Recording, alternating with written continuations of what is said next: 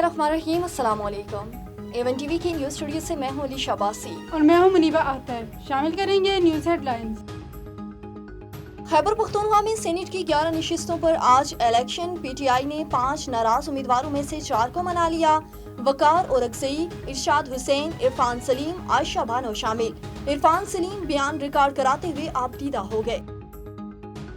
दस्तबरदार हुआ, ना ही ऐसा कोई इरादा है, किसी सूरत पीछे नहीं हटूंगा। खुर्रम ज़ीशान का ट्वीट, कहा मेरा मकसद अशरफियों का तकब्बर पाश करना था, जो बंद कमरों में बंदर बांध करके बिला मुकाबला आ जाते हैं। मैंने बानी के दुश्मनों से हाथ नहीं मिलाया। 6 से 7 सेनेटर्स मुंतखब कराएंगे गवर्नर खैबर पख्तूनख्वा फैसल करीम कुंडी का बयान। कहा बानी चेयरमैन और वज़ीर आला समेत सब ने मंजूरियां दी। आज PTI ने एक नई कहानी शुरू कर दी। खैबर पख्तूनख्वा असम्बली महसूस नशिस्तों पर 25 अरकान का हल्फ। गवर्नर खैबर पख्तूनख्वा फैसल करीम कुंडी ने अरकान से हल्फ लिया। KP के हुकूमत का हल्फ बर्दारी के खिलाफ अदालत जाने का फैसला। स्पीकर बाबर सलीम सवाती का चीफ जस्टिस सुप्रीम कोर्ट को खत, खुद मुख्तार आईनी अथॉरिटी है। खत का मतलब गवर्नर ने हल्फ लेकर आईनी हदूद से तजावुज किया।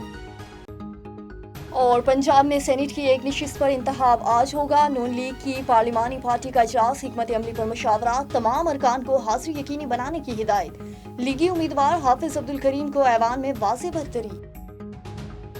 न्यूज़ स्टूडियो से फिल वक्त इतना ही। मजीद किसी भी खबर से बाखबर रहने के लिए देखते रहिए A1 TV। A1 TV, सब पे नजर, अंदर की खबर।